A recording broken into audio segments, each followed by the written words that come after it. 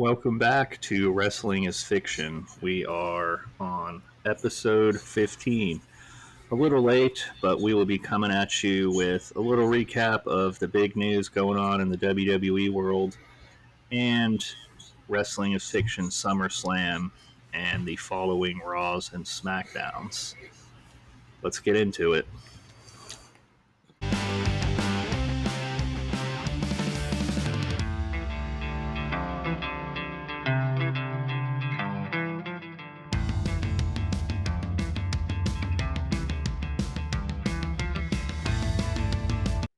What's up, everyone? Before we get into today's episode, it's time to go through a few of our sponsors. First off, you can head to darkstarshady.com/wrestlingisfiction to find links to everywhere that you can listen to us. From there, you can head to our sponsors page where you'll find a few different links. First off, you'll find the official sponsor of Wrestling is Fiction, Gengar's TCG shop on TikTok. He sells Pokemon cards through his TikTok shop, and he also does live rip and ships where you can have him open cards live on a stream for his audience and mail you your pulls afterwards. I've also partnered with a company called W. They make gaming energy drinks. If you go to w.gg and use code DARKSTAR10, you'll get 10% off your next order. I recommend the Galaxy Grenade flavor, which is watermelon, guava, and lime. I bought a few of their shaker bottles and multiple tubs of their energy drink powders, and I take a drink to work with me almost every day, and it gives me the jitterless energy I need to get through each day. Let's get to today's episode. All right, Steven, we are back, and kind of some big news in WWE following SummerSlam. We obviously had a return of Roman Reigns, but before we start with him, we should talk about LA Knight finally winning his first singles title in WWE, or first title at all, if I'm not mistaken. Yeah, and not only did he get his first title, he literally beat the shit out of Logan Paul. He did. It looked a little personal in some instances. By the end of the night, his face just looked actually like he was getting punched in the face repeatedly. I think he got dropped on his head at one point. Yeah, there was a scary moment there. I guess he was okay. He continued the match, but I'm not surprised if he's pretty banged up after that. Yeah, I rewatched that a couple times. I rewatched all of SummerSlam, then I saw the clip online a few times, and it did look like he actually got protected pretty well on that hit, but watching it live, it looked awful. It almost looked like it turned into a brain buster. Yeah, if you watch it again, it looks like what happened is when LA Knight lifted him for the superplex, Logan just didn't kick his legs up and just kind of stayed curled up like a shrimp. Got actually flipped. Yeah, I don't know what happened there, but I don't know if he'd been hit in the head one too many times to remember how to move and wrestle or what, but he took quite a beating, and I think just about everyone was happy to see it. I find Logan Paul incredibly entertaining in the ring. Always has great matches. I am happy to see LA Knight win one, though. He's been in the business a long time, so we'll see how long his reign is. I don't know that there's too many guys gunning for the U.S. title right now. So, in your mind, who would you want to see take the title from LA Knight? I'm going to go with a guy who we haven't seen in a few weeks, AJ Styles. Okay. Yeah, I wonder what he is doing right now, but that would be a good feud for LA to bring back and great matches. I wouldn't even mind Carmelo Hayes. Every time I go to say his name, I almost do the same thing, though. Yeah. Olympics, man. Yeah, I think Carmelo Hayes would be a great U.S. champion. I think I'm really excited for the day when he does get a title reign. The person I would like to see, though, would be Grayson Waller. It wouldn't surprise me if him and Austin Theory ever break up. Even if they don't, that would just be one more thing for Grayson to kind of rub in Austin Theory's face, like, hey, look at the title that you used to have that I got now. Yeah. But yeah, no, that was a little off topic, so let's get back to SummerSlam. We opened up with a pretty big match, Liv Morgan and Rhea Ripley. You know, you could kind of see it coming, and it still hurt to watch. Yeah.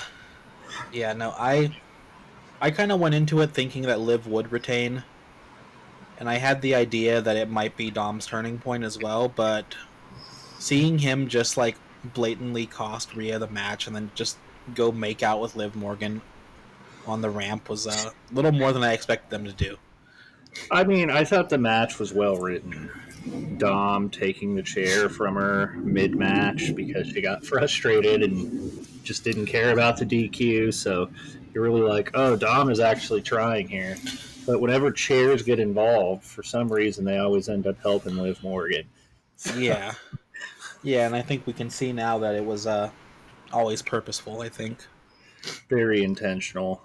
But Rhea Ripley put on a great match, and I don't know if her shoulder was actually out of place or if I don't think it was, but geez, she sold that so well, and the horrified looks. I liked it one time. I was like, okay, we get it. Like, it made sense for her character, but multiple times. The horrified looks on commentary, though, when she slammed into the table. I don't know. It just felt. I've never separated my shoulder, but I've had friends who have, and they say it is incredibly painful, let alone, like, going to keep fighting a match. So. Yeah. Yeah, I believe it would be horrible. I don't think her shoulder was really separated because she showed up the following Raw. Yeah, I would hope it would. I would hope it wouldn't be, and they'd still let her wrestle like that. But she did a really good job selling that, and I think I told you the other day, like across the board, everyone's selling has just been really hard to see the line sometimes. Speaking of Judgment Day betrayals, I think you also saw this one eventually coming, but it kind of went away. Finn Balor, the look that he just gave was so priceless, and it was for so long. I feel like they made Finn sell that too long. Yeah, Gunther's finisher being a power bomb and then a sleeper. I mean, it was. I don't know. That's not a cool way to lose the title to me. No, I wish it hadn't been a sleeper hold, especially with how fast-paced the entire match was. And the fact that Damian had gotten out of it once already. I don't know. Yeah. I would have rather have seen his like running, like drop kick he does into another power bomb or into a splash off the top ropes. Yeah, they need to work on Gunther's finisher because a sleeper is like the oldest wrestling move in the book, and I'm just. It's not as believable for me for him to be the submission artist. Yeah. I will say, though, that might have been my match of the night. Gunther and Damian Priest. Like, they came out, like, just going for it. It was a lot faster paced than I expected, and it was very interesting seeing Gunther get tossed around. It's not often you see that. Damian... Just two huge people, though. Yeah. Yeah, two huge people, and, like, Gunther was really selling the look of surprise at being tossed around the way he was. Like, he looked genuinely shocked at being, like, thrown around the ring. I can tell you what my match of the night was not. Was Cody Rhodes and Solo Sikoa. It's just... Yeah. We spent 2 years waiting for Cody to be WWE champion.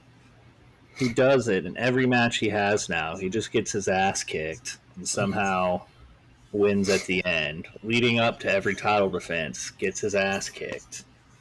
Yeah. Can he write a new story where he's dominant against somebody? And this is going to sound ridiculous because he's brand new, but I would have rather have seen Jacob Fatu get this title shot than Solo Sikoa. I think everybody would have. I rewatched SummerSlam a second time because I watched it with Liz and Maggie. And they're not super into wrestling. They both watch it with me now and then, but watching it, they were both just like, wow, Solo Sikoa sucks. They were like, he's so boring to watch. He can't really wrestle. He doesn't really do much. And I was like, yeah, that's his problem. He has like 3 moves, and he's doing those 3 moves repeatedly. Screams after every move. And they were trying to really sell him on being like, oh, look at how much he's really studied Cody. Look at how much he's learned every move of his. Yeah, because he's literally just been there for 2 years attacking Cody. Of course he knows his moves by now, but he only has 3 to counter with. And I'm sorry, Tongaloa is the most just unknowingly funny character I have ever seen in my life. Just walks around with the eye patch still. He just is like so bad that it's almost comical. How did he miss the corner? Yeah. Got one eye, man. His depth perception's off. Yeah, I guess so, but I feel like even having 2 eyes wouldn't have helped him much. Yeah, just unintentionally funny to me. There's a reason why he wasn't in the tag match with Tama Tonga and it was Jacob Fatu. Who Are they up? Maybe injured for the storyline. Maybe not. I don't know. Yeah. But no, he's just not good, is he? No. And neither is Solo Sikoa, so like I was really upset that was the like obviously it had to be the main event because Roman came back and that's a huge moment. But I would have rather that wasn't the main event. Yeah, I think the Priest match with the drama involved would have been great, but it's Cody Rhodes and Roman Reigns, like you said, coming back.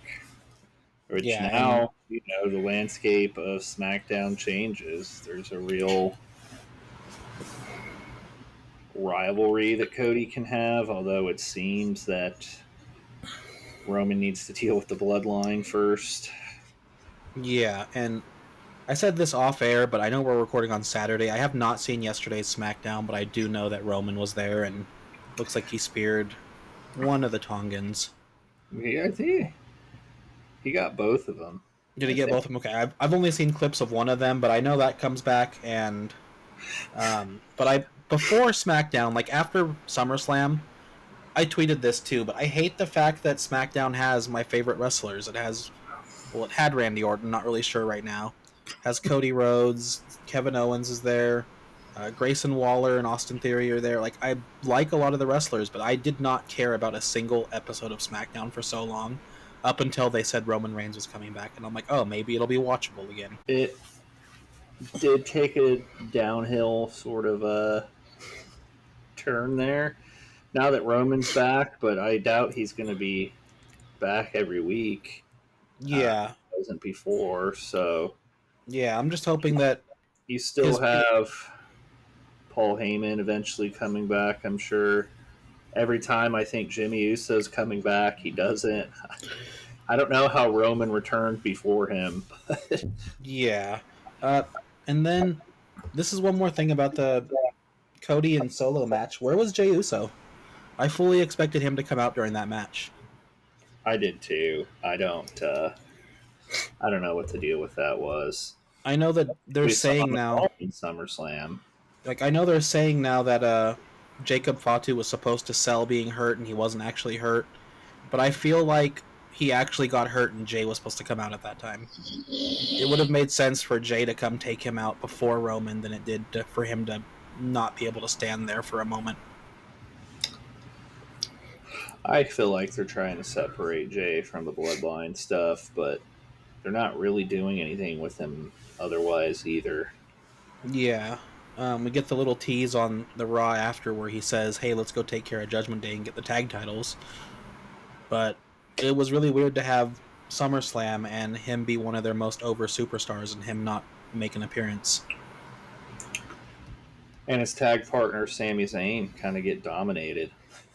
Yeah, that was by far the... I'm looking at the card right here and the match times. Braun Breaker and Sami Zayn was 5 minutes and 40 seconds. The next shortest match was 12 minutes.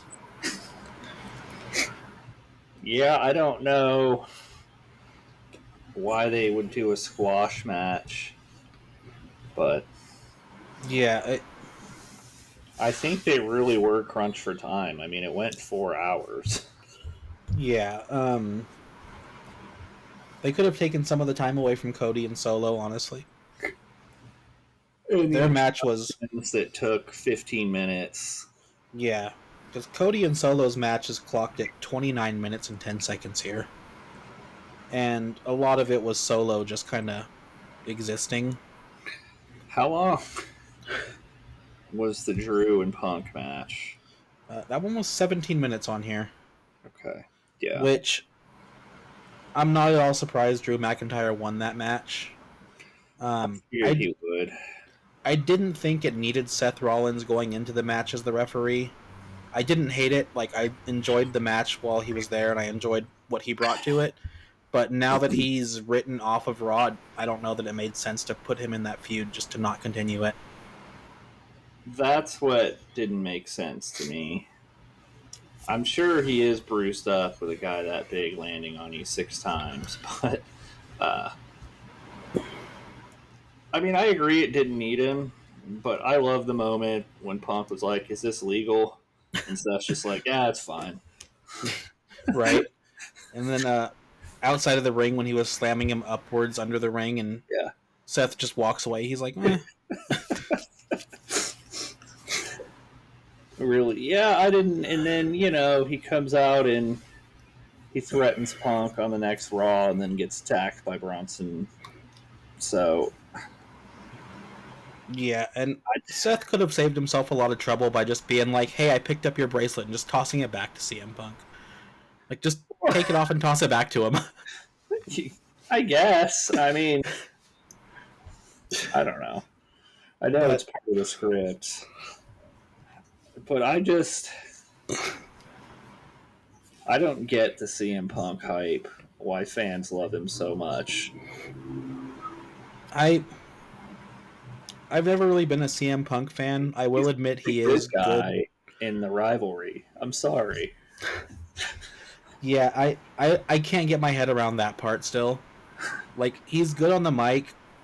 He seems to exist in the ring. He stayed in the match for 17 minutes, but he's not out of this world amazing. Him or Drew are the good guys in this rivalry. Like, there's no good person in it. Yeah. Although I tend to side with Drew. Punk did screw him over out of the championship a bunch of times. Yeah. How is he still the good guy in people's eyes? Yeah, that I can't figure out at all. I don't know. I don't get the crowd's obsession with CM Punk at every moment. Because he, like I said, he's good on the mic, but I don't think he's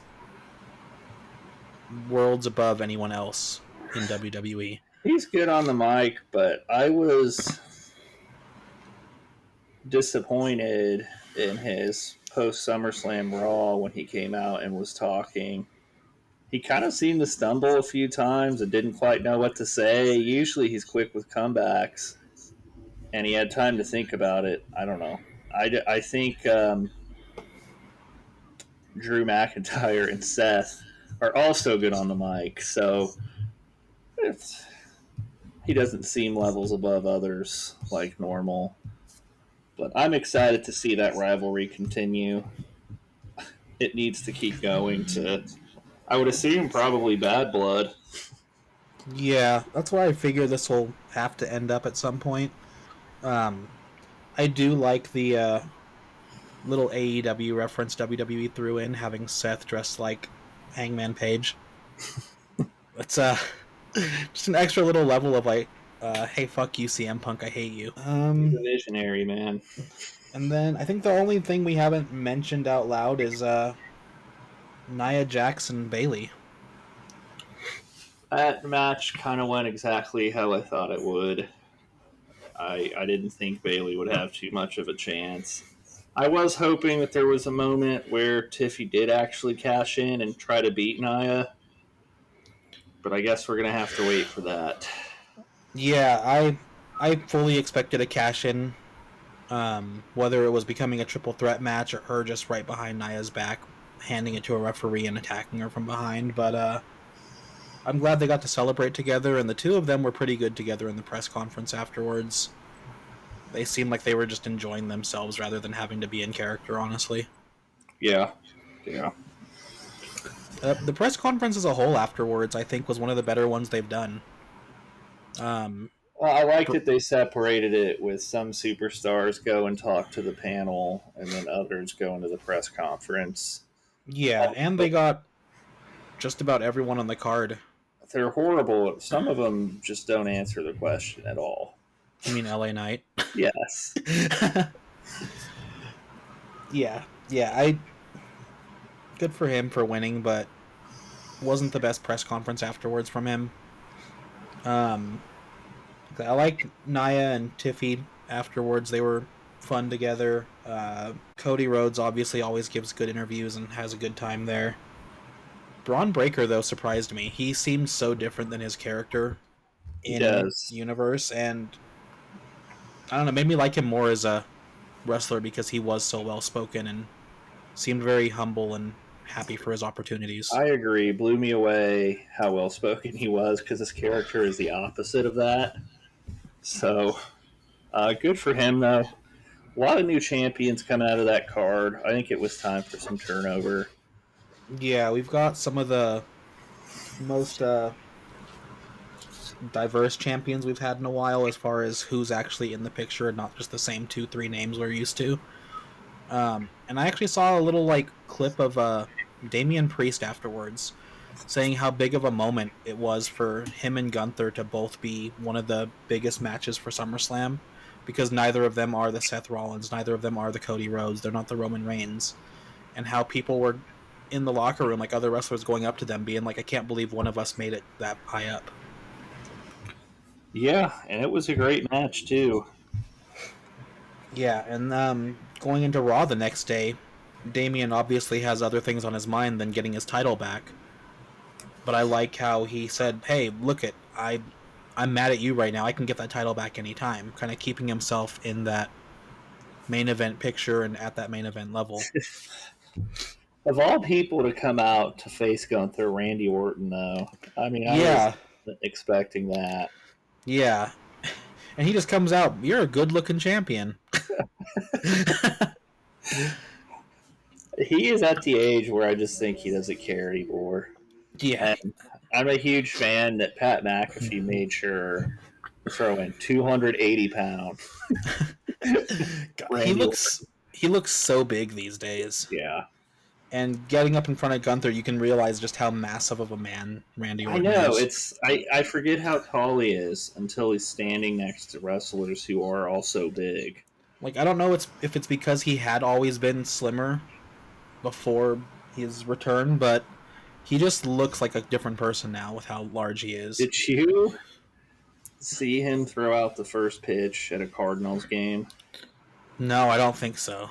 So he goes to shake the catcher's hand, and I was just like, wrestlers are absolutely massive. He made his catcher look so small. I'm gonna have to go look that one up after we finish recording because I don't know, for some reason I can't get over how large he is now. He seems taller. He's twice the size of most other wrestlers. Yeah. It's terrifying, honestly, but he's just out there just having fun.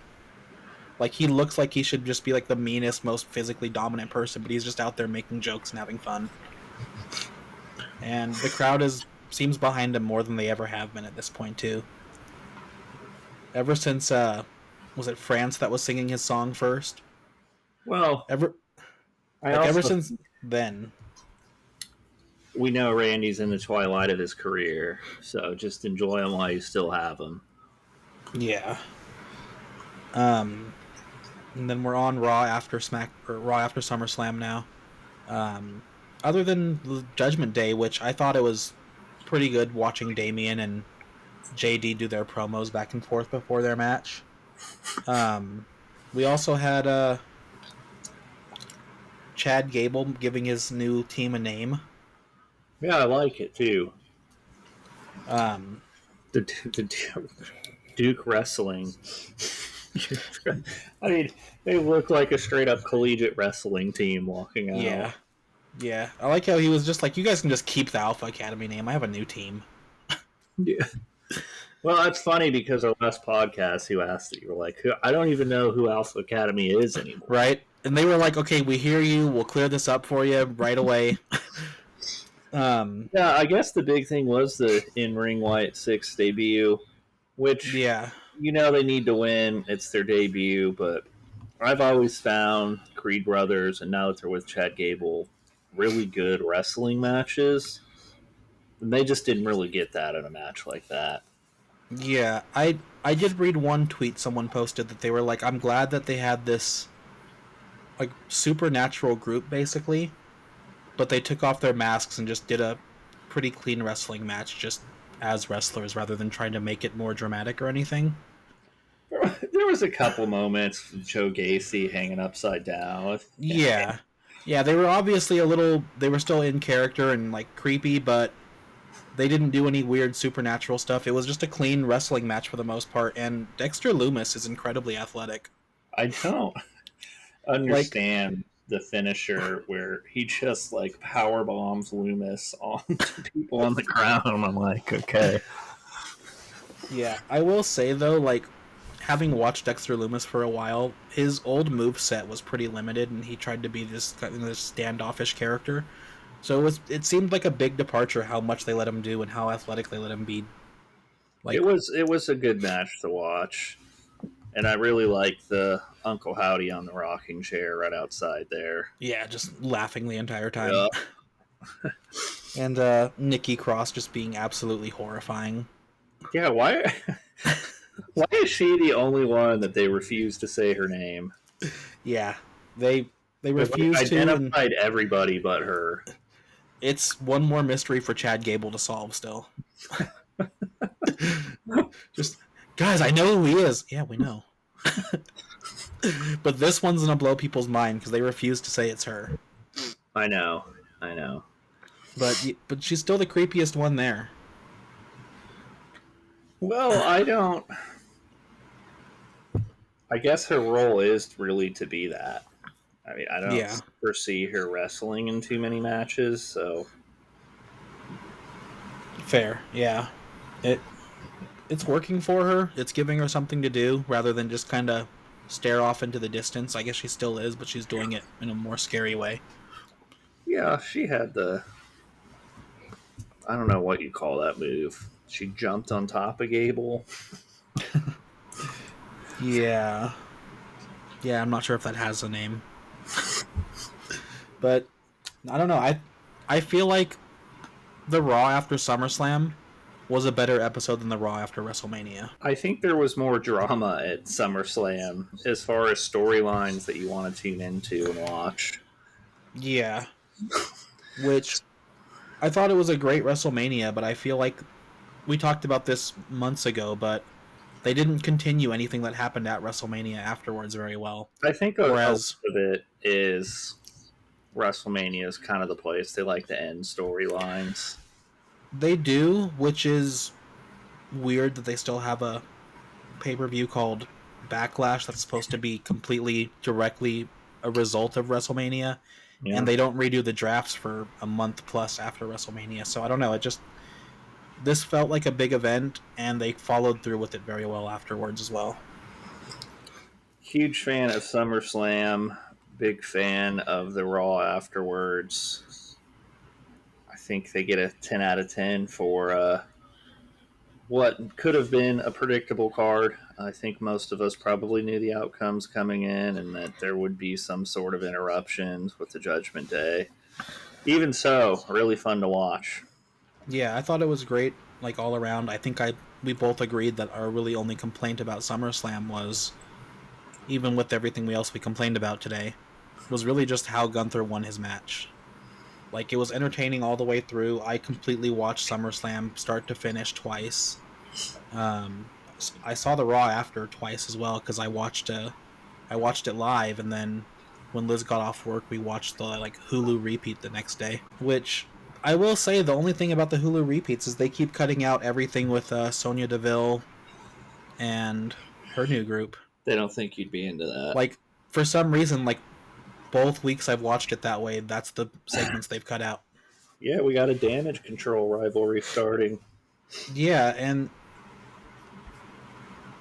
they're almost playing more of the baby faces right now. The fact that they keep coming out and stopping them from attacking other people, which is interesting. I definitely think that's the direction they're taking them. Yeah, I just hope that they actually let Dakota Kai do something. I don't know if she's just not in good shape again, or if they just keep writing her off, or what. I But don't know that they match up as well with whatever Sonya Deville's group is. They're all relatively small, which I get they're all high flyers, so be a fun dichotomy between the two.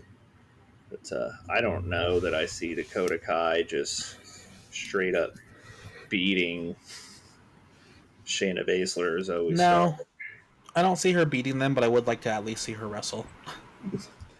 Well, I mean, she's been in the ring the last couple weeks with them, so Yeah, she was supposed to have a match on Raw, and they ended up swapping her out for, was it Io Sky? yeah. Yeah, and someone tweeted too. They were like, it's the hardest thing in the world to be a Dakota Kai fan because they've been advertising that match for a week just to cut it. Oh, she may not have been healthy yet. Who knows? Yeah, we'll never know. But we've got a bunch of our show to go through now. We do. I guess we're doing this again where it's another double episode. I really wanted to record last week and got a last minute call from my doctor to go in, and he did some CT scans on my arm and immediately looked at me and said, "Okay, we're doing surgery tomorrow morning then." He like this doctor I have, like everyone else in every office and hospital I've been to has been so nice, so friendly. He'll just walk into the room and be like, "Okay, we're doing surgery. Bye." And he'll just leave. Like he doesn't say anything. Like I initially went in after my accident and went to urgent care, and they were like, "Oh, I can see your x-rays. Nothing's too bad. You should be okay." Then I see the doctor a couple days later for the first time, and he just walks in the room. "Okay, so I'm thinking we need to do surgery on you." And I was like, "Who are you?" But I've now got my arm here with 3 screws in it, and that threw off our recording schedule. One day we'll get back to Wednesdays again. We're But for today, now. I really wanted to get our SummerSlam out before SummerSlam, but I've got SmackDown before, SmackDown after, with SummerSlam in the middle, and you've got your 2 Raws after SummerSlam, right? Yeah. Alright, so this is my SmackDown from before SummerSlam. I'm not even going to try to bother with dates right now, because time is meaningless to me at the moment. But we're opening up the show with Natalya coming out for her new number 1 contenders match versus Stephanie McMahon. Natalya had previously won her opportunity for a title match, and Stephanie decided that she didn't like that and wanted to be in the picture herself. So it starts off with Natalya coming out, and then Stephanie McMahon actually comes out with Liv Morgan by her side.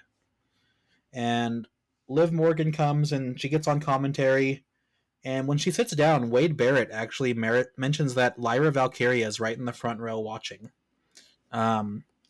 Natalya tries to come out strong, but she's a little surprised by how ready Stephanie McMahon was to get back in the ring. And she kind of gets dominated pretty quickly, and Stephanie McMahon actually wins her shot at Liv Morgan for SummerSlam. It was a pretty quick match. Stephanie kind of just surprised her, threw her off balance, and got a quick roll-up pin. Good to see Steph back. Yeah, and she has fun, and Liv Morgan doesn't quite get in the ring to celebrate with her, but she gets off commentary, and she's pretty happy to wrestle whoever wants to wrestle her, honestly. And then after the break, we come back, and the Wolf Dogs are outside of Nick Aldis's office. And the week before, they had had a pretty dominant tag match, and they decided they wanted to go for a tag title. And they're waiting for him to ask him for their shot at the titles. But when his door opens, AOP actually walks out. And Nick Aldis says that they're getting their title shot since they were unfairly punished for the actions of Dexter Lumis. And AOP will be facing Dexter and Tommaso Ciampa for the tag titles that night. And that brings us into another tag team match, which is Candice and Indy Hartwell defending their titles against the Unholy Union, Alba and Isla Dawn. And it's a pretty standard match, and about halfway through, Indy Hartwell gets out of the ring, and she goes to get a chair. And she's kind of just continuing what they've been doing, either winning dirty or getting them disqualified to keep the titles. And when she gets back in the ring, Candice LeRae is actually the one who stops her, and you can hear her just kind of say, "Hey, not anymore. We're not going to keep winning like this." And when she does, she turns her back, gets knocked out of the ring. Alba Fire actually ran around the ring and attacked her. And Isla Dawn rolls up Indy Hartwell for a surprise pin, and they take the tag titles. Yeah, I didn't see that one coming. Yeah, Johnny Gargano kind of got through to Candice a little bit last week, where he was just like, I can't believe you're going to keep winning like this. I can't believe this is how you want your legacy to remain, and you guys want to keep fighting dirty. And she was like, you know what? Maybe he's right. And it cost her immediately. Now it's her fault, though. Yeah. And then this takes us into another promo afterwards, and it's Andrade and Dijak going into the ring to sign a contract for a match at SummerSlam. And Dijak is there looking at this contract, and he's like, what do you mean you want to have just a regular singles match with me? Why are we even doing a contract? And Andrade's like, what? And he's like, what's the point of being here if we're just going to do something boring like that? I think you and I should have an underground match and really fight it out. We've had this problem with each other for a while. We're going to actually settle this. And the two of them agree, and they have a face-off, but they don't actually fight. They don't get into a brawl or anything. They just face off with each other before it goes into a break. And when we come back from break, Logan Paul actually sees Ludwig Kaiser backstage. And he proposes they have a tag match against Jey Uso and a partner of his choosing before SummerSlam. Ludwig's kind of just had this issue with Jey for a while, and Logan's defending his title, so they said, hey, why not team up and beat him up a little beforehand? And while that's also happening, Johnny Gargano is also backstage talking to Austin Theory. And Austin's finally kind of coming around. He's like, I may have made a mistake being with Grayson Waller so long, but I didn't expect him to do the things to me that he has. And before the show breaks to another commercial, you see Jey Uso walk up to both of them. And then that brings us back from break right into a tag team match where Logan and Ludwig Kaiser come out, and Jey Uso comes out against them, and then Austin Theory's music hits. And commentary mentioned that Austin Theory agreed to tag with Jey backstage because he wants to get in the ring with Logan again. Not necessarily because he wants to be friends with Jey, but he wants to have a shot at Logan after losing to him for his title. And outside of the ring, Jey Uso actually just gets into a brawl with Logan Paul, and they're just fighting, and Jey actually gets knocked out by Logan outside of the ring. But while that's happening, Austin Theory pins Ludwig Kaiser for the win. Have an angry European man in your ring now. Yeah, he's not happy. He's not happy or having a great time, honestly. And then we come back, and Liv Morgan's backstage with Stephanie McMahon. And Stephanie's kind of just like, hey, Liv, are you okay with the fact that I kind of just threw myself into the title picture after like talking you up and being happy with how your championship reign is? She's like, I have a lot of respect for you and the way you became champion, but I want to be in the spotlight again. And Liv's like, you know what? I'm actually looking forward to having a match with a legend like you, but I am going to win. I'm not going to go easy, and this is going to stay my title. And while they're talking, Lyra Valkyria actually attacks Liv Morgan from behind, but Stephanie McMahon breaks it up, and as security is pulling her away, Lyra's yelling that Stephanie ruined her cash-in attempt on Liv. And it cuts to break as they're kind of just being pulled apart. Security's kind of rushing in and just kind of pulling them apart. Stephanie's helping Liv back up. And when it comes back, we have my main event for this SmackDown. And the main event's going to be Tommaso Ciampa and Dexter Lumis versus AOP. And AOP comes out kind of thinking they're going to dominate the match. They're like, we're physically larger than these guys. We're ready for our shot after being punished. But Tommaso Ciampa and Dexter Lumis aren't phased. They come out swinging. They take an early lead, get kind of the momentum behind them in the match, and AOP doesn't really recover. They haven't been on SmackDown in a while. They're kind of not used to wrestling with the people on SmackDown anymore. And Dexter Lumis actually ends up kind of just running around them a little bit more. They're a little bit surprised by how athletic he is. He's actually kind of just dominating the match, and Tommaso Ciampa tags himself in, hits one of them from behind, and gets a pinfall. And they keep their titles another week. AOP is massive. They are. They're terrifying. Those are massive human beings. They're terrifying. They never got thrown around the ring. They kind of just got outpaced. And I don't know if that's the last of them on SmackDown or not. We'll have to wait and see. But this does lead us into our SummerSlam. And the first match up is our main event, in air quotes.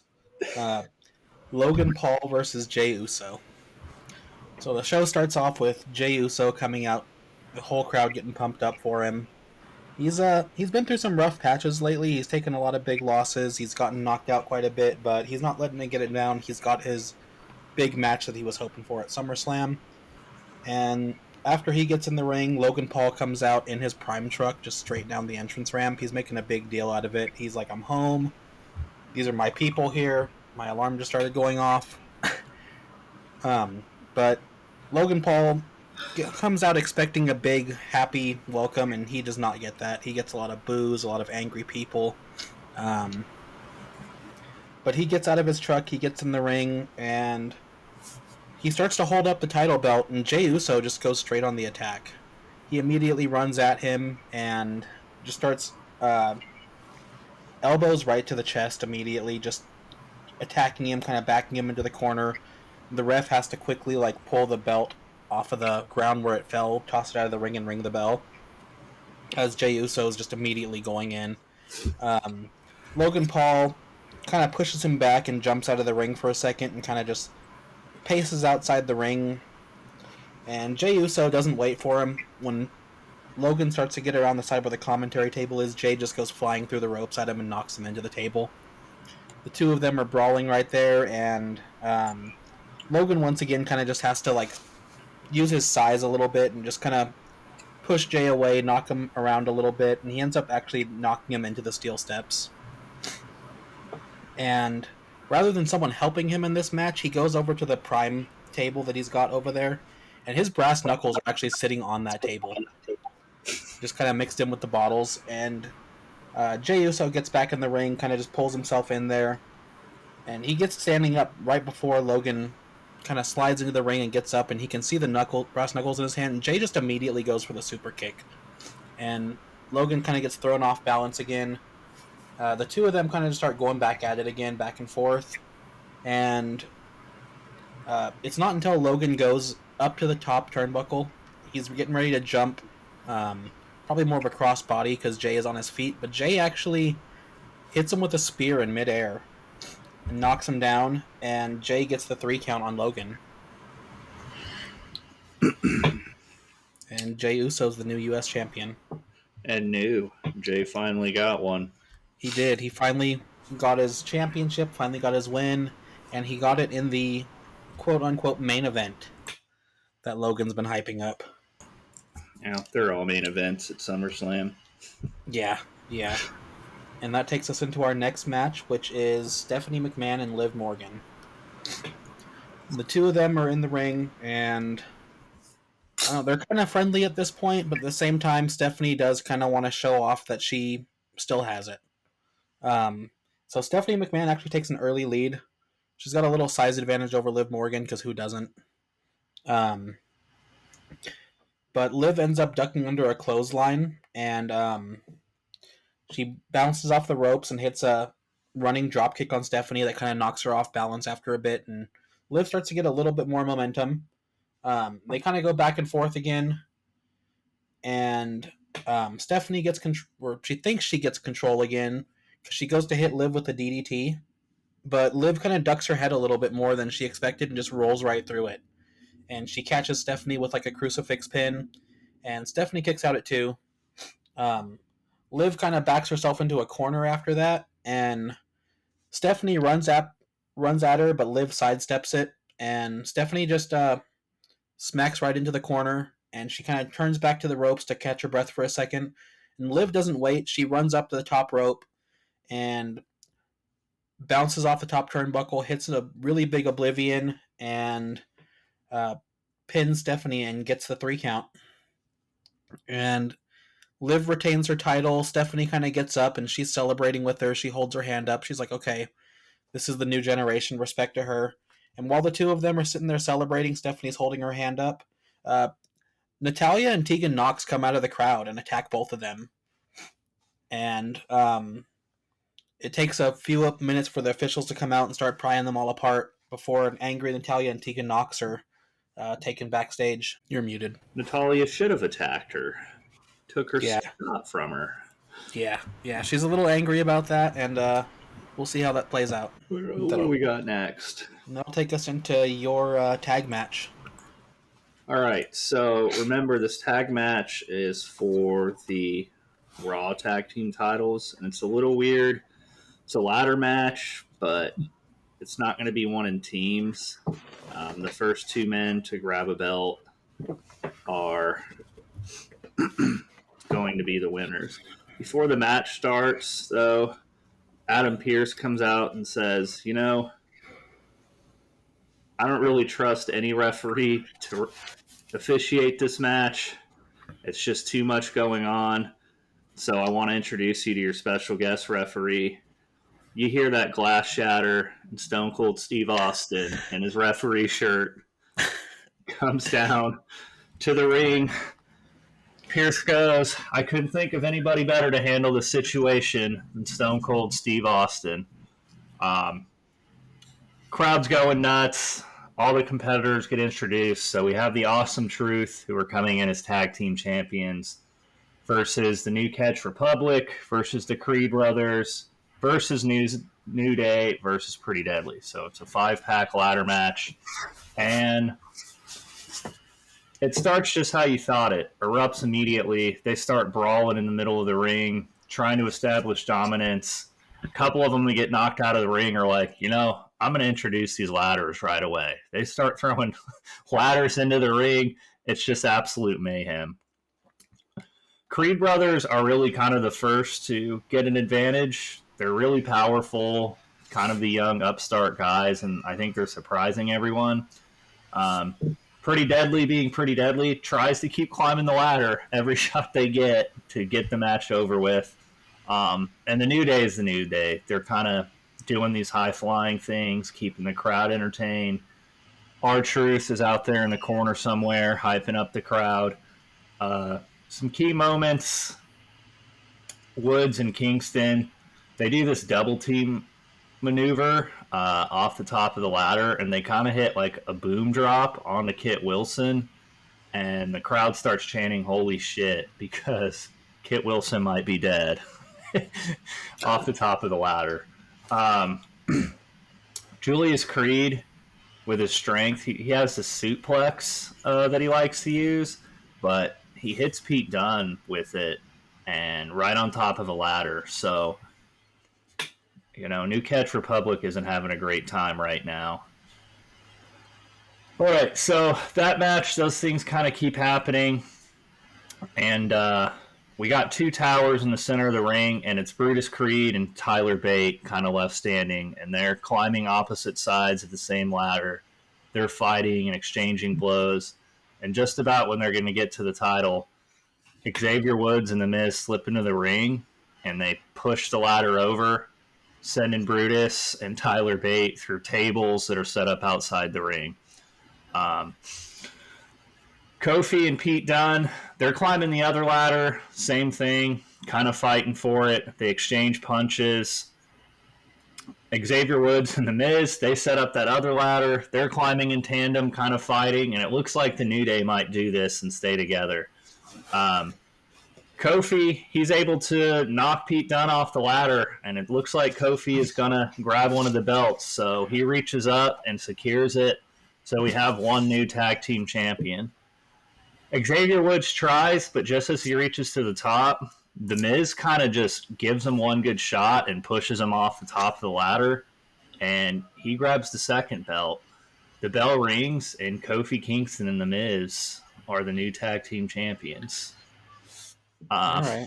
Match kind of ends with The Miz and Kofi staring at each other. The New Day, Xavier Woods, he's kind of confused by, like, are we not the New Day anymore? And R-Truth, he's kind of just smiling in the corner, hyping the crowd up because he's not really sure what's going on. He probably thinks they won. Yeah, that's fair. This was such an exciting match idea when you first had it. Yeah. Did not expect Stone Cold to make an appearance. That's cool. Yeah. Gotta give the people something at SummerSlam. And somehow I forgot to add some truth retained. After the match, Pretty Deadly is just complaining, like saying it's not fair. Stone Cold hits him with a stunner, both of them. They throw in beers out of nowhere, and The Miz, Kofi Kingston, and Stone Cold are just popping beers in the middle of the ring.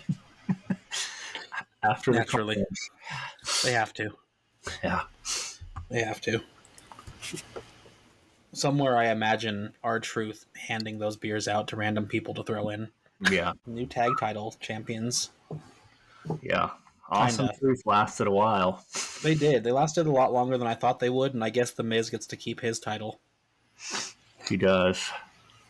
All right. And that takes us into my next match, which is Andrade versus Dijak in a underground fight match. And this one's been brewing for a while. Andrade kind of just made an issue with Dijak after Dijak's just been running rampant around mostly the LWO, and then him and Andrade have kind of just been attacking each other back and forth. So this is where it's finally all coming together, and there's a pretty big size difference between these two guys. Like, Dijak's a very large man, but Andrade doesn't really want to give in, and he wants to fight like he is the same size as him. So the two of them get into the not-quite ring. And Andrade starts off pretty strong. He's trying to take control of the match early, and he's going for some really big forearms and strikes to mostly the chest of Dijak. He's really trying to take control, but Dijak just kind of just using his size to keep himself on his feet and to keep himself from really giving in at all. They're going back and forth a little bit, and Dijak is kind of starting to wear down a little bit just because Andrade is being so relentless. And it's not until Andrade kind of knocks him to his knees a little bit, and he gets behind him and starts to put Dijak in a sleeper hold. But he's kind of thrown off and starts to loosen up a little bit because Dijak immediately just goes limp. And Andrade starts to kind of loosen up a little bit. He's like, did I win already? And Dijak just kind of powers out of it, turns around, hits him with a spine buster, and just gets on top of Andrade and just starts pounding into his face until the ref finally just has to call it. And Andrade just stands up, doesn't even give anyone the time of day to celebrate, and just walks out. And he'll live to terrorize another week. Brutal match. Yeah, Andrade might have been a little in over his head, but he doesn't really know when to give up here. All right, what do we got next? This triple threat. Yeah. So, this is a match from Raw. Seth Rollins versus Bobby Lashley versus Drew McIntyre for the number one contender spot for the WWE Championship. And this was originally kind of a Seth Rollins-Drew McIntyre rivalry, but, Bobby kind of inserted himself on Raw, attacking Cody, interrupting matches, so he's a part of it now. All three guys are in the ring, and Rollins is kind of being antagonistic to Bobby Lashley. He's doing his laugh. He's getting the crowd to sing his song. Bell rings, and Lashley's kind of just like, fuck this. And he charges at Rollins, gets him into a corner, starts kind of beating him down. McIntyre goes after both of them. Actually takes control pretty early. Trying to find my notes. Hang on. All right. Lashley and McIntyre kind of both are tired of Rollins, so they have this uneasy alliance going, and they're going to take him out. They double team him, toss him out the ring, and then they turn on each other and just start going at it, exchanging blows. Rollins, he's outside the ring, and he realizes that he's overpowered in this match, so it being a triple threat, he brings in a steel chair, sneaks up behind McIntyre, and just drops Drew with a shot to the back of the chair. But Lashley sees this and spears Rollins out of nowhere, looking like he might win the match, but Rollins does kick. After Rollins introduces this chair, it kind of just goes haywire. Weapons just start getting introduced left and right. I mean, McIntyre uses a kendo stick. Bobby Lashley is setting up tables. Rollins tosses in the steel steps. It's just kind of chaotic in there. So we're kind of in the middle of this match right now, and no one really has advantage. Lashley's kind of rolling around. And Drew kind of points at Rollins and says, "Get up on the top rope." And Drew sets Bobby on a table, and Rollins just flies through the air and hits him with a frog splash through the table. And that's when they finally get the "This is awesome" chants from the crowd. Rollins kind of took it bad there, so McIntyre's like, you know what? I'm going to take advantage of this. He hits his Future Shock DDT right onto a steel chair. And right when you think he's going to get that 3 count, kind of out of nowhere, Lashley recovered to barely break it up. Drew, pissed as he gets, starts yelling at the referee, not really thinking that Bobby would get back up that soon, and Lashley gets him in the hurt lock, and it's sunk in deep, and it looks like McIntyre's about to tap. Last second, Rollins out of nowhere with a kendo stick just starts beating the hell out of Lashley. It spills into the crowd. I mean, eventually McIntyre and Lashley are brawling up the stairs. Rollins climbs the barricade, leaps on the both men on a crossbody. They're kind of strewn into the crowd, eventually make their way back to the ring. And this is kind of the beginning of the end. Rollins sets up this table, and he's going to try to fly through the air onto Lashley again to win the match. Right when Rollins is in the air, though, out of nowhere, he just gets hit with a devastating Claymore kick. I mean, Drew about knocks him out. So, final moments of the match, Seth is just kind of hurting, and he's out of it. And with him gone, Lashley tries to gain momentum and face McIntyre. And he goes for the spear, but mid-spear, McIntyre just hits him with a Claymore. And this is Bobby Lashley full speed one end and McIntyre full speed the other. He covers him, gets his 3 count, and he's the new #1 contender. Match kind of ends with Seth maybe halfway dead outside the ring, rolling around after that Claymore kick. And Bobby Lashley, he's a little bit better, but he's kind of just staring into space like he can't believe he lost that. He thought he had it.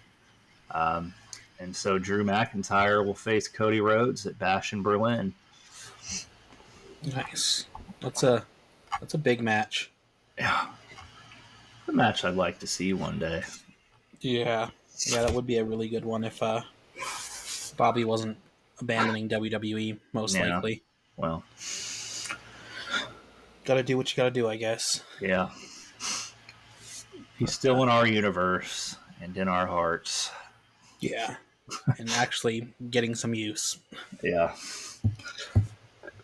All right. And that takes us into your women's title match? Yeah. Backstage, they kind of show Lyra Valkyria and Tiffany Stratton, and Becky Lynch talking to each other. Lyra's like, "Do you want me out there, Becky?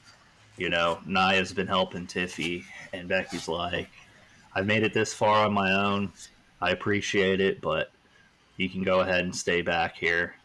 And so Becky Lynch comes out on her way, holding her title in the air, and she's going to face Tiffany Stratton, who won Queen of the Ring. So this is her right to face Becky at SummerSlam. And it starts out really intense. They lock up, kind of have this elbow tie, and they're struggling. And Becky gains the upper hand because she kind of uppercuts Tiffany, who didn't see it coming, and pushes her in the corner. But Tiffy, being athletic, she kind of reverses, pushes Becky back into the center of the ring, and it's just kind of back and forth from there.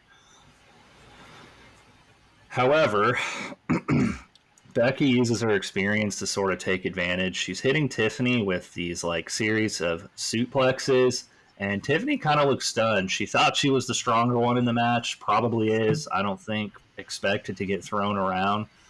And Becky's really gaining the momentum. The crowd's behind her, and she hits her Bexploder suplex that sends Tiffany into the turnbuckle. And it looks like she's about to put her in her disarm her. But Tiffy smartly kind of just rolls out the ring to regroup, and the fans start booing. They thought Becky was about to win. So Becky follows her. She's like, you know what? I'm gonna keep this title, and they start going at it outside the ring too. They get back in the ring, and more of the same. Becky's dominating, and she actually does lock in her disarm her in the center of the ring, and it looks like she's gonna get Tiffy to tap. And right before it looks like Tiffy's going to tap, Lyra Valkyria's music hits. And Becky kind of lets go and stares like she can't believe. She's like, I told Lyra to stay in the back. And Lyra sprints down, her Money in the Bank briefcase in hand, and she hits Becky Lynch square in the face with it. Hands it to the referee, and the referee rings the bell, and it's now a triple threat match. So Lyra's standing over Becky, kind of with this smile where you're like, what's going on? But the ref kind of took a while to ring the bell, and it gave Becky a little time to get up and rise to her feet, and she actually reverses this on Lyra, kind of tackles her, and they're punching back and forth. And the crowd's still kind of confused, thought they were friends. Becky gains the upper hand, and she kind of knocks Lyra out of the ring with a clothesline over the top rope. And when this happens, she's kind of staring at Lyra like, what are you doing? Not really paying attention. Tiffany recovers, slips back into the ring, sneaks up behind Becky, rolls her up with the schoolboy pin, and the ref counts to 3. Tiffany Stratton is the new women's champion, and Becky seems to be running out of friends. It's Tiffy time. It is Tiffy time. Does that make Lyra Valkyria the first person to fail her women's cash-in? It does. I think it does, yeah. It does. It's unlucky, but I'm so glad Tiffany's a champion now. Yeah. And we should have one listener out there who's also very happy about this finally. You thought Lyra was going to take it, didn't you? For a second there, yeah. Yeah, I thought Lyra was going to take that title when you said that she came running down. And I did like the misdirect of you having me have Lyra in my episodes before this. Yeah, Lyra really wanted to throw Becky off her trail. It worked. Although it's never good for anybody with a pissed off Becky Lynch, so we'll see what happens on Raw. Yeah, but congrats to Tiffy while she has this title before she starts getting beat down by Becky. And then I guess this will take us into our main event of SummerSlam, which is Randy Orton versus Finn Balor. Give me 1 second. My notes app just crashed. Because of course it did. Doesn't want to hear the main event. No, apparently not. Okay. So, we've got Randy Orton coming out first. Obviously. The crowd is singing his music and the voice is in his head. He's kind of looking around, taking it in. He's like, this might be my moment. This might be my chance. Hopefully not one of my last chances, but this might be my chance to get that 15th title I've been looking for. And then Finn Balor comes out alone. Finn Balor comes out. He gets in the ring, and ref holds up the title and rings the bell. And the two of them just start with a stare down. They're just in the middle of the ring looking at each other. And Randy Orton actually gets the first hit. And he kind of backs Finn back up into a corner. And he takes a step back to go for like a really strong forearm to Finn. But at that very moment, Finn kind of just drops himself down and rolls out of the ring. And he kind of just takes a few seconds, takes a breath out there. Randy doesn't go after him or anything. Finn kind of just takes his moment, gets back in the ring after that, and he starts going after Randy pretty quickly after that, just going for a few kicks, a few quick strikes and chops. Just kind of keeping Randy from getting the momentum back. Up until he kind of hesitates for a second, and Randy just goes with a really big uppercut all of a sudden. Kind of knocks Finn back, kind of shakes him, and then Orton kind of takes control of the match again. He starts attacking Finn Balor, gets him on the ground. He starts targeting his shoulders with a bunch of stomps. At one moment, Finn gets back up, and Randy actually hits a backbreaker on him. And Finn's just kind of not going great. And as Finn gets back up, Randy actually goes for a surprise RKO. And Finn actually counters it and hits a sling blade instead. And then he runs back and hits a drop kick and knocks Randy out of the ring. And Finn's kind of just taking a moment with himself. He's kind of cheering for himself before Randy gets back in the ring. And then Orton hits a DDT on Finn when he gets back in. And once again, Finn just drops himself down, lets himself get hit, and he just rolls out of the ring. And when he rolls out, that's when Dominic Mysterio's music hits. And he comes out and just stands on the ramp with his briefcase in his hand. Finn and Randy both kind of look over at him. And Dominic Mysterio just makes eye contact with Finn, kind of shrugs a little, and just turns around and goes backstage again. But it was just enough to distract Randy, and Finn gets back in the ring. And he gets the momentum back. He starts attacking Randy again, hits him with another running dropkick before he hits his coup de grace and gets the win over Randy. And Finn Balor retains his title to end SummerSlam. Michael Cole. Dom, you son of a bitch! Yeah, and Dominic really just walked out just to kind of look around and then just was like, Michael no, not yet. Find a way for it to be Dom's fault. He absolutely would. He's ranting and raving about how Dominic distracted Randy and Finn got control back, and the two of them must be working together somehow again, but really Dominic just wanted to make an appearance. I understand. And that closes out our SummerSlam. Yeah, a few new champions. And this will take us into your Raw after SummerSlam. Post SummerSlam Raw, which is not this paper. Hang on. Why are you not opening the one I want you to open? Here we go.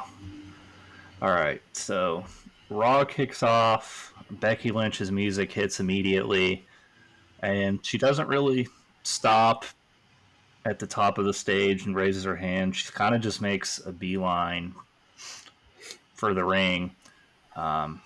Gets the mic in her hand. She says, you know, there's a lot of things I've seen and done in this ring. I've fought the best. I've beaten the best, and I've earned everything I got.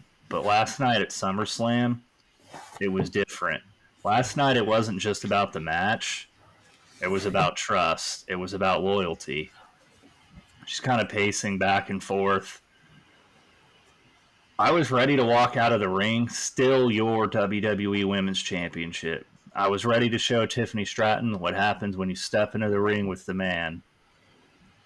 But then Lyra Valkyria, and the crowd kind of starts booing. The one I called a friend decided to cash in her Money in the Bank contract. Fans are still booing. They're kind of getting hyped up. So Becky says, Lyra, I'm not mad you want it to be championship. I'm not mad you want it to prove yourself. I'm not even mad you tried to cash in. But what I'm mad about is the fact that you couldn't do it face to face. You couldn't walk down that ramp and say, Becky, I'm coming for you. And that's when Lyra's music hits. You get a couple woos from her loyal supporters. It's a catchy song. You got to do it. You have to. And She says, Becky, you just don't get it, do you? This isn't about betrayal. It's not about friendship. It's about survival. You either make your mark or you fade into the background. Lyra, kind of walking down stage, gets in the ring, says, I did what I had to do. You've been on top for so long that you've forgotten what it's like to fight from the bottom, to scratch and claw for every opportunity. You think I betrayed you? No, I woke up, and I realized that to be the best, I had to take down the best. And Becky's kind of staring bullets through her right now. And Becky says, almost, Lyra, almost. But almost doesn't cut it. I've been where you are. I fought my way to the top, and I've done it with my own two hands, not by stabbing people in the back. And Lyra says, you're wrong, Becky. I'm not just ready. I'm destined. And sooner or later, whether you like it or not, I'm going to take that spotlight from you. Becky kind of takes a step closer, gets in her face. She says, well, if you're willing to do whatever it takes, then why wait? And Becky drops her mic and the brawl ensues. They're just going at it. Refs come rushing down. Security comes to break them up. Crowd is chanting, let them fight. But obviously, Pierce has to come out to break it up. He's not going to let them fight.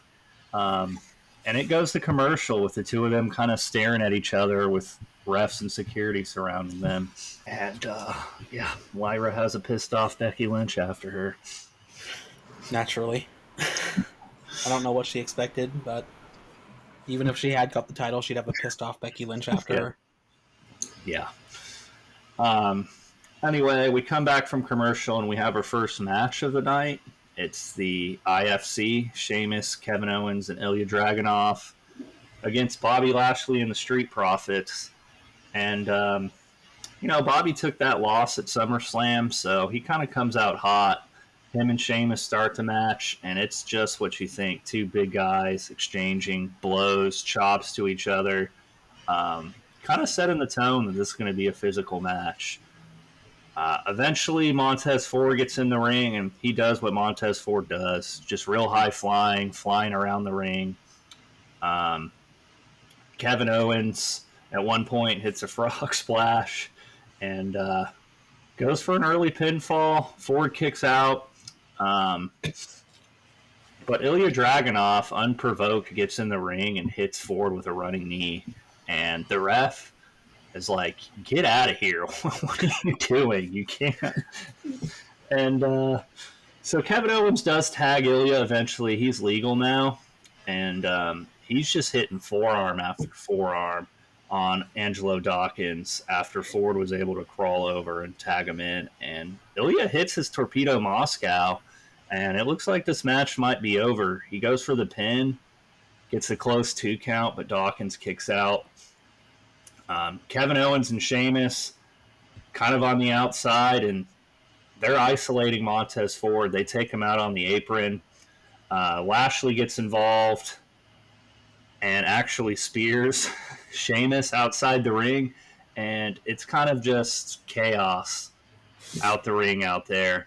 And Ilya takes advantage. He hits another Torpedo Moscow and actually gets the pinfall and wins it for the International Fight Club. Nice. Match clears. Drew McIntyre's music hits. He's your new number 1 contender. And he comes out like Drew does. Very smug, smiling.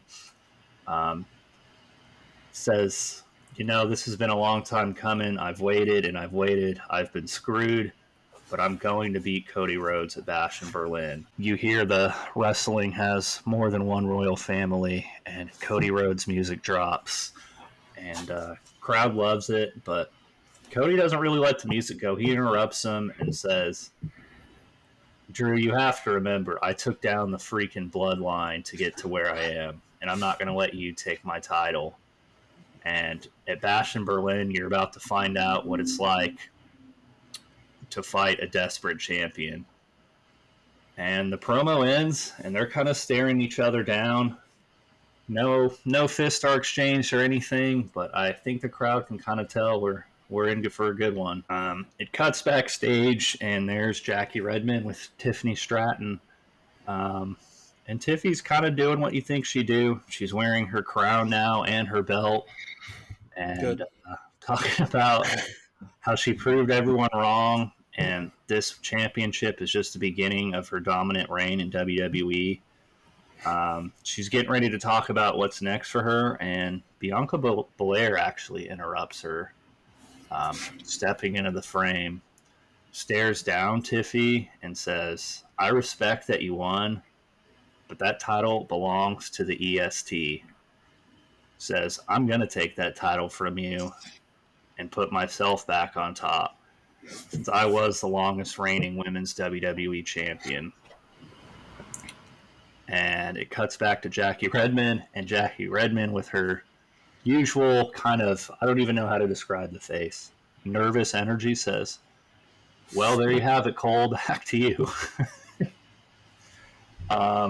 This cuts to a tag team match. The New Day's music hits, and you're expecting Kofi Kingston and Xavier Woods to come out, but it's Kofi and The Miz, and The Miz is like oddly dancing around with Kofi Kingston, trying to fit in. And, it seems like they're trying to make this work. They're going to take on Pretty Deadly, who complained about the match result and told Pierce they were unfairly ganged up on, and just to get him out of his pace, Pierce said, "Okay, you get your title shot." And really, this match isn't that close. Kofi starts the match, and he's kind of flying all over the ring and just taking Kit Wilson out. Miz tags in, and he does the opposite. He slows the pace and kind of just methodically starts to beat down Kit Wilson. And even when Wilson's able to get a tag, he does it to Elton Prince too. But Pretty Deadly, they're not going to go down. They've been tagging for a while, and they're more used to each other than Kofi and The Miz are. So their plan was to keep tagging in and out and kind of isolate Kofi in the corner. And when the ref isn't looking, a couple cheap shots. But Kofi's able to hit Trouble in Paradise on Elton and kind of crawl to The Miz, who runs in, hits a double clothesline. And from there, it's kind of just over. Miz keeps beating him down, tags in Kofi, who runs in and hits his Trouble in Paradise again on Elton Prince, covers, and The Miz and Kofi look like they might be in for a long reign. They had a successful title defense. The Miz is just playing the part of a chameleon, just blending in with whatever group he's part of. Mm-hmm. Good for him. So this match is a result of Bianca interrupting Tiffy. Tiffy went to Pierce behind her back and booked a match for Bianca Belair against Nia Jax. And Bianca knows at the start of the match she's going to have to use her speed, so that's what she does. She's kind of running off the ropes, hitting kicks and strikes, trying to get Nia down. And finally she tries to do this springboard crossbody, but Nia catches her, and that's what turns the tide. Kind of throws her midair, and then does her signature leg drop off the ropes. Goes for a cover, but isn't able to get it. Match kind of keeps going. Bianca's gaining a little momentum, and she tries to lift Nia for the suplex, and it's not going to work at first, but she's eventually able to hit kind of this snap pseudo suplex on Nia, and she stands up and flexes, and the crowd chants, and she's going to go for the standing moonsault to try to end it, but Nia gets her knees up, and that's kind of the end of it for her. She never really gains back momentum. Nia's able to hit her with a Samoan drop and drag her to the corner and hit her Annihilator and secure the victory. And after this, Tiffany Stratton kind of comes out to the top of the stage and just starts laughing at Bianca. And Nia sort of points at her and says, "You owe me." And now, for our, wait for it, main event on Raw. It's going to be LA Knight defending his championship against Jacob Fatu of the Bloodline, who has been attacking him for the last couple weeks, trying to get his title match. And LA, when he starts this match, you can tell he's kind of pissed off. I mean, he's outmaneuvering Jacob Fatu oddly and like hitting him with strikes and able to hit a neck breaker and try to get an early cover. But Jacob Fatu kicks, and this was kind of the confidence booster he needed. Starts building momentum, and he takes control. It's hitting LA with like springboard moves that LA Knight wasn't really prepared for. Hits him with the Samoan drop. And when Knight recovers, he immediately gets hit with a super kick. Fatu goes for the cover, and LA Knight has a weak kick out. As the match continues, the crowd kind of gets behind LA Knight, and he fights back. He's able to hit his leaping elbow and tries to go for the BFT, but Jacob Fatu sort of slips out and hits him with a step-up enziguri that kind of really leaves Knight dazed. And Fatu's about to hit his finishing move, but for some reason, Solo Sikoa's music drops, and he comes down the ramp. And he doesn't want Jacob to cover him yet. He says, "You need to send a message and beat him down." As that happens, AJ Styles and Sami Zayn kind of storm down there and start brawling with Solo. They've kind of been helping out LA Knight out of necessity, even though they want their shot at the IC title.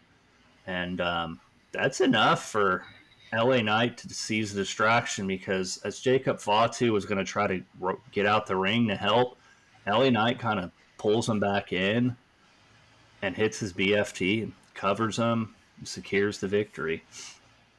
Nice. It's nice to see the show not ending with the Bloodline just beating people to death. Yeah. We'll have some shows that end with the Bloodline beating people to death, though. Oh, I'm sure, but not every single week like we're getting on SmackDown. Yeah. All right, normally this is where our show would end, but we're going to have a long one because we've got another SmackDown and another Raw since we missed last week. Hopefully one of these days we'll get back onto our Wednesday schedules. Perhaps. All right, so my second SmackDown, which will be the one... It would have been what? This past Friday's SmackDown? Correct. First one after SummerSlam. And the show opens up with Jey Uso. He comes out, the crowd is chanting, he's got his new U.S. title around his waist, and he's just soaking in the moment. He gets in the ring, he's up on his turnbuckle, hyping up the crowd. They're all chanting back with him and excited. And he gets in the middle of the ring, and he picks up his microphone, and he's just like, they said they couldn't do it. They said that I wouldn't ever have my singles run.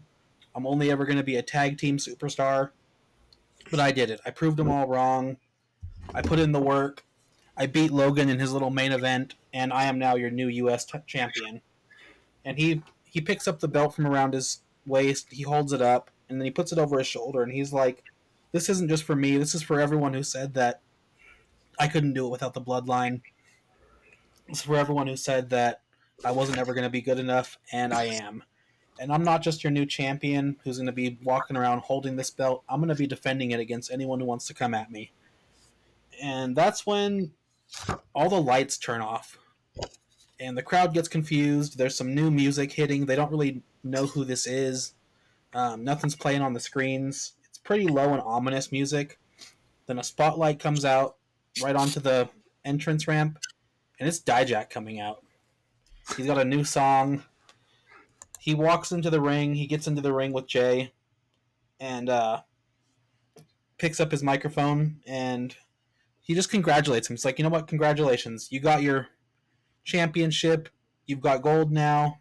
You've got the crowd here. But I'm a real warrior, and you don't have my respect yet. He's like, while you were messing around with Logan Paul, I was underground fighting. I was having real battles with real people.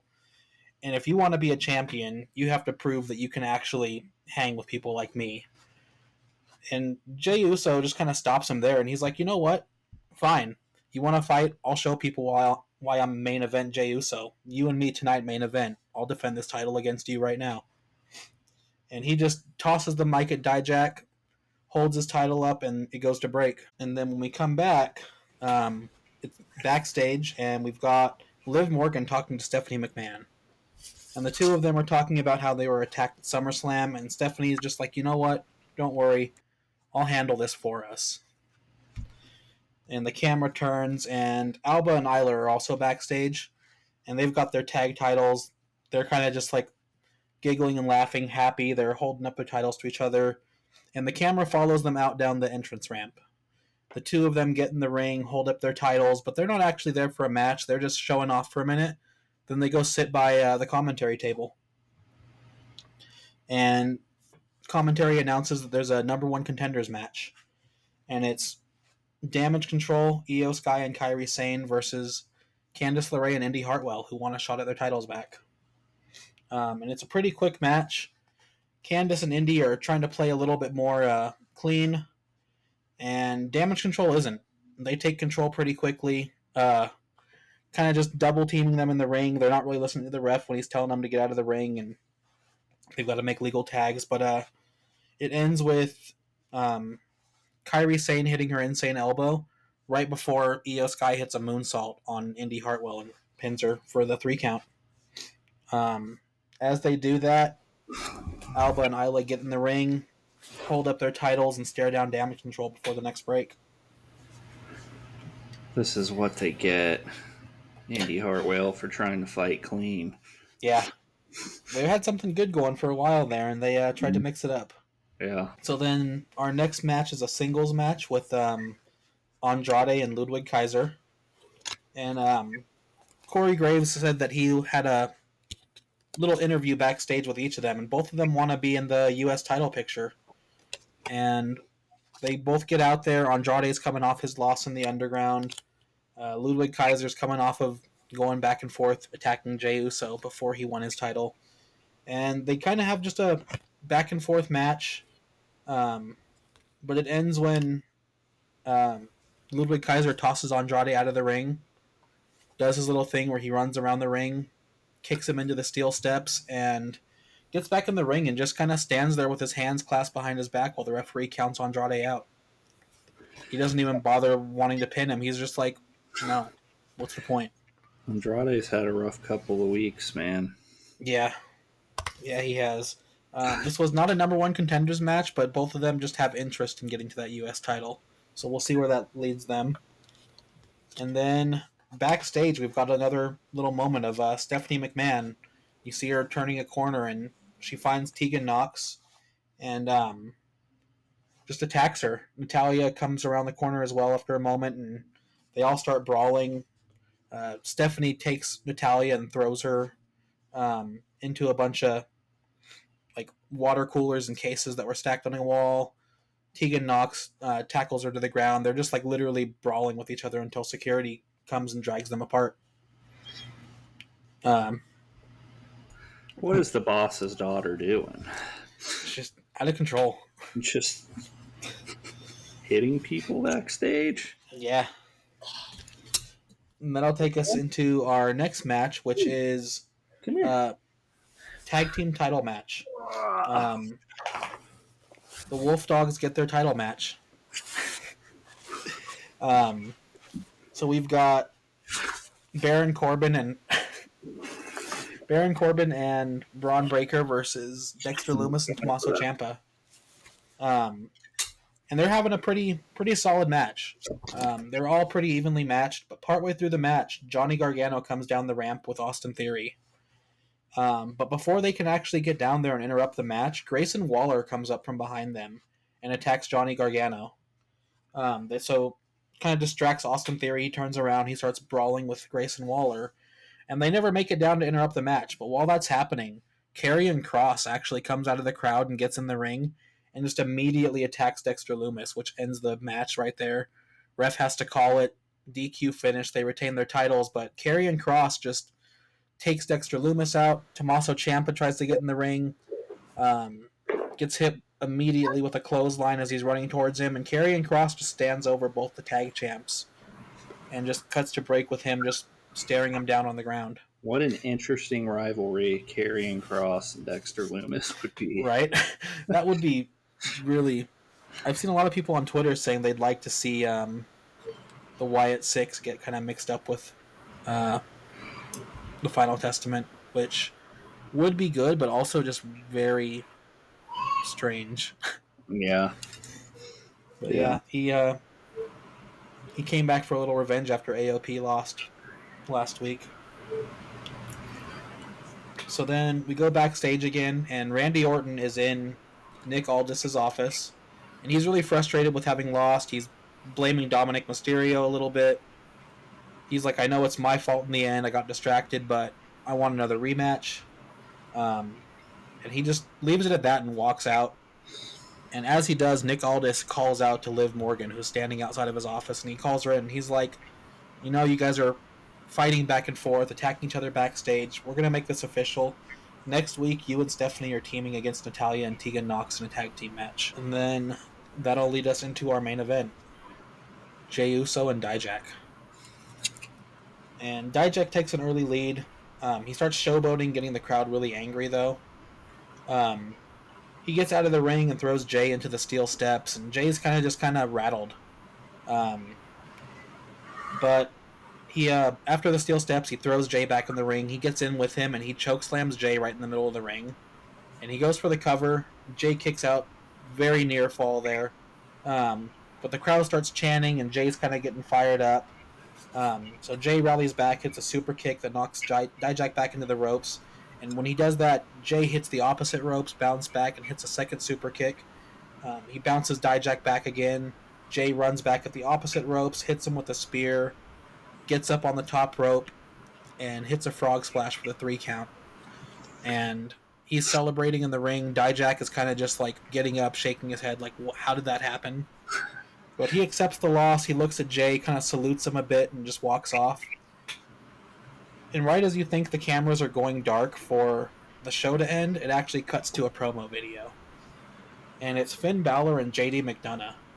And Finn's just saying, you know what, Randy, I heard that you want your shot at me, and I look forward to our rematch, but before you get back to me, JD here is the one you have to get through. And camera pans to JD, and JD is standing there, and he looks into the camera and just says, good luck getting past me. Good luck getting back to Finn Balor. You have to get through the Demon's personal hellhound first. And that's when the camera just cuts to black. Oh, boy. How many finishers did Jey Uso hit? 4? Yeah. He's dead already. He's like, no, we're making sure he's not kicking out of this one. Yeah. All right, so I guess we're moving back ahead here, one day ahead with Raw that would take place on August 12th. And the show opens and the New Day music drops, and it's Kofi Kingston and The Miz coming out, looking a little more comfortable together, kind of hyping the crowd up and dancing along. And Kofi gets on the mic and he says, I know what you're all thinking. We might be the weirdest pairing in WWE history, but look at us. We prove that positivity mixed with a little bit of awesome, anything is possible. The Miz goes, that's right. People said we wouldn't last a week, that we're too different, but here we are, thriving as your WWE Tag Champions. They both kind of hold their title up in the middle of the ring, and that's when they're attacked from behind, and it's kind of surprising, but it's Kevin Owens and Ilya Dragunov. Came out of the crowd and just start stomping them down. Kevin Owens hits a stunner on The Miz, and Ilya hits this Torpedo Moscow on Kofi Kingston. And the crowd is booing, kind of like not really sure what's happening. And that's when Sheamus comes walking down the aisle, and he starts ganging up on him, and he starts stomping him, beating him down. And it takes quite a few refs and security to kind of stop the IFC from really taking out Kofi and The Miz. Cuts to commercial break, and when it comes back, Jackie Redmond getting a word with the IFC, and she asked them, she says, "I'm here with the International Fight Club, and we just witnessed an attack on our tag champions. The question on everyone's mind is why?" Kevin Owens kind of steps into the screen. He says, "Why, Jackie? Why did we attack them? The real question should be, why shouldn't we? Kofi and The Miz are holding something that doesn't belong to them. They're a joke, and it's time for a real team to step up." And Ilya cuts to Ilya with his intense look and his thick Russian accent. It's kind of scary. Kofi and Miz, they're the epitome of weakness, hiding behind their cheap tricks. But here we believe in power and breaking spirits and crushing anyone who stands in our way. And then Sheamus comes on and says, "It's simple, Jackie. We're not here to play games anymore. We're here to fight, and we're here to take over." Jackie goes, "So are you officially challenging Kofi and The Miz for the WWE Tag Team Championships?" Kevin Owens kind of smirks and he says, "We're not just challenging them, Jackie. We're going to take them. It's a matter of if. It's not a matter of when." And the camera kind of cuts away from him, and Jackie Redmond sends it back to the announce team. That's an intense opening. Yeah. I like the darker tone this group is taking. Yeah. So we get our first match of the night, and it's Nia Jax and Tiffany Stratton versus Bianca Belair and Jade Cargill. Kind of a continuation of what seems to be a rivalry brewing. Bianca and Tiffy start, and it's really just a showcase of athleticism and power, and the crowd's kind of amazed by their back and forth flips and ability to overpower their opponent. But it's Nia Jax who really dominates the middle of this match. She slows it down and kind of overwhelming Bianca Belair, and Jade doesn't really have the power advantage that she's used to. So she's not really able to do too much to Nia Jax. But it doesn't matter because Bianca and Jade are going to work together. They've been tagging together for a while now, and they actually double team to kind of lift Nia on their shoulders and sort of hit a modified double KOD and cover Nia and win the match. And they kind of quickly slip out the ring before Tiffy can get back in there and retaliate. And they're kind of just waving at Tiffy. Bianca's making the championship sign, like she's going to keep coming after her. And cuts a commercial break with Tiffy and Nia kind of stunned that they lost that match. At least it wasn't Tiffy that took the pin. Yeah. And this cuts, when we come back, it's Chelsea Green and Piper Niven in Adam Pearce's office. Chelsea Green, in her usual self, says, "Adam, darling, we need a little chat. And by that, I'm going to explain to you why Piper and I should be the next WWE Tag Team Champions." And Adam kind of just sets his glasses down. You can see him kind of sigh, and he's like, "What can I do for you?" And Chelsea says, "What you can do, Adam, is stop pretending like we're not the best thing to happen to Raw. I mean, look at us. Piper and I have been running this division. It's about time you give us our due. Those SmackDown girls, Alba and Isla, are parading around with our titles." And Adam Pearce says, "I understand where you're coming from, but..." And then Chelsea cuts him off with her finger wave and says, "No buts, Adam. Here's the deal.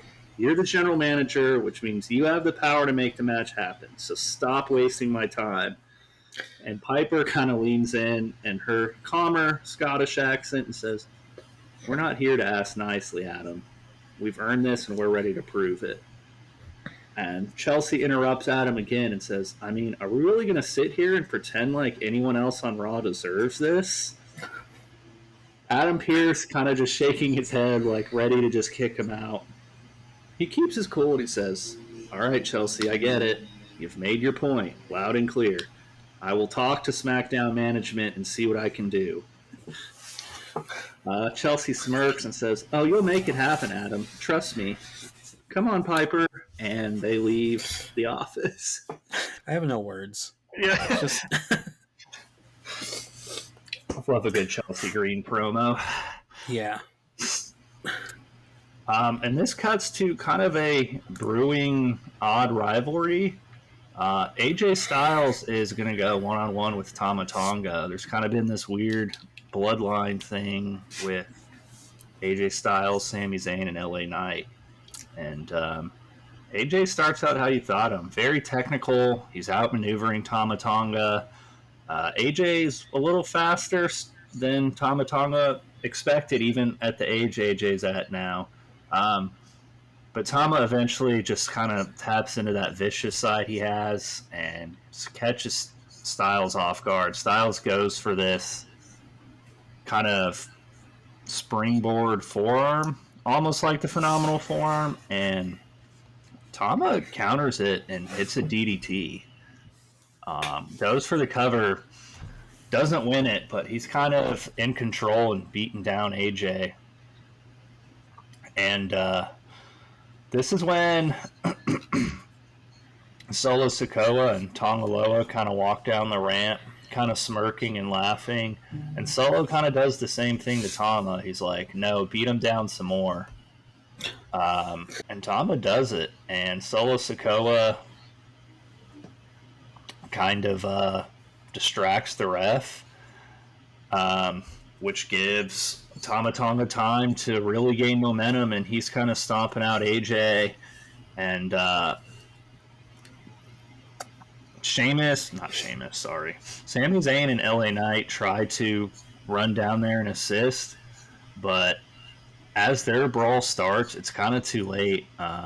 Tama Tonga's already taken control of it, and he hits his finisher and covers AJ Styles. And then this leads into kind of a quick one-on-one match for a couple guys we haven't seen a bunch that are trying to gain some momentum here on Raw. It's Braun Strowman versus Shinsuke Nakamura, and this match is pretty quick. Strowman, right when the bell rings, charges Nakamura and kind of just hits him with this shoulder that like sends Nakamura back crashing to the mat and struggling for air.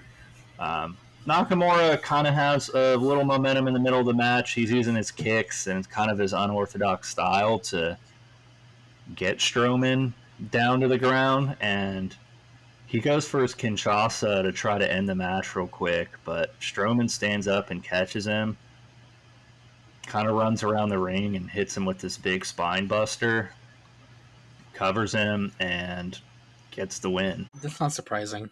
Yeah. Cuts to backstage, and it's Zoe Stark with Jackie Redmond. Jackie Redmond, ladies and gentlemen, I'm here with the WWE Women's National Championship, Zoe Stark. Zoe, you've been on an incredible run since winning the title. What's next for you? And Zoe says, Jackie, I've taken every challenge that comes my way. I'm not about to stop now. I'm feeling comfortable. So here's the deal. I'm issuing an open challenge to any woman on Raw or SmackDown. If you think you can hang with the best, step up and try to take it from me. And as Zoe's finishing, you hear this commotion in the background. And the cameras pan, and it's Becky Lynch, and she's storming through backstage, knocking stuff over, demanding someone to tell her where Lyra is.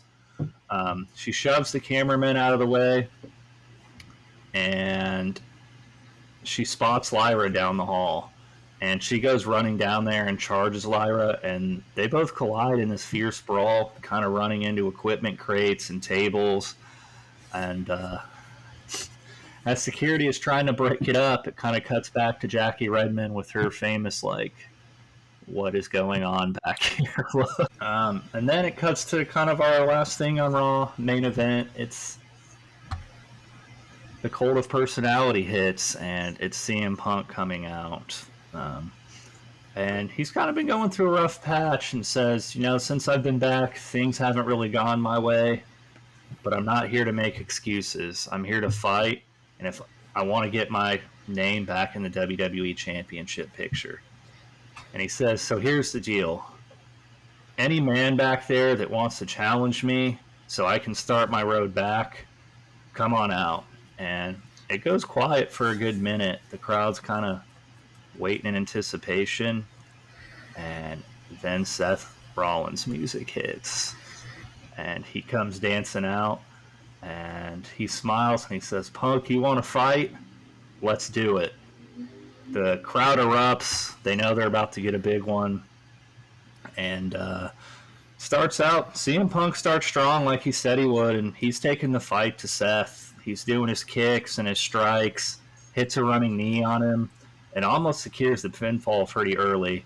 Seth, he's able to kind of get back in the match, and what really helps him is he counters CM Punk's go to sleep and hits him with a Falcon Arrow, and that kind of like stuns Punk, and Seth almost got a near fall there too. As it keeps going, Rollins goes for his stomp, but Punk dodges it, and he counters it with like this swinging neck breaker, and then goes for his Anaconda Vice. But Rollins touches the ropes to break it up, and he kind of just rolls out the ring to regroup. But Punk doesn't give him any time. He actually hits a suicide dive, and it sends Rollins crashing over the announce table. And Cole and McAfee are on the mics, and they're like, we don't usually see Punk do these kind of maneuvers like this. And Punk gets back on the top rope, and he's going to try to hit Seth again, but Seth moves out of the way and throws Punk back in the ring, and Seth hits him with the super kick, and then he's going to go up for the frog splash to try to end it, but CM Punk gets his knees up. And that kind of leaves Rollins rolling around, and Punk recovers, and he hits his go to sleep on him and gets the pin on Rollins. Big win for CM Punk. That is a big win. It sucks that Seth lost, but at least he didn't get absolutely murdered afterwards by Bronson Reed. Yeah, that's true. Yeah, so anyway, that's the show. We are a fan fiction podcast, so we gave you a lot of it. Kind of excited where both our shows are going and storylines, and Mr. Steven in here do have a surprise coming down the road as far as PLEs go, but some of these stories will reveal themselves for. And as always, share, like, subscribe as much as you can. Yeah, like I said earlier, hopefully we get back onto our regular schedule at some point. We stop having to do these double episodes. We ended up recording this one over the entire weekend. It's coming out, should be middle of the day on Sunday, August 11th. But hopefully this Wednesday or next Wednesday we get back onto our schedule. We stop having to do these long recordings. You stop having to listen to hours worth of us all at once. But yeah, our stories are kind of picking up in different ways. A lot of my stories were set through SummerSlam, and it's kind of coming around different ways than I expected even. I wasn't quite planning on Dijak and Jey Uso taking that first Friday Night SmackDown, but sometimes these stories kind of write themselves once you get going. But like Zach said, like, follow, subscribe, leave us comments everywhere that you can. Let us know what you think, what you like, what you don't like. We'll probably ignore a lot of it and keep doing what we want. As usual, you can find me at Darkstar Shady on all the major platforms. My TikTok's kind of taken a hiatus because I can't make too many videos right now. I've posted a couple times on Instagram. My Twitter's full of me sharing wrestling stuff, though. And we will see you probably just in a few days here.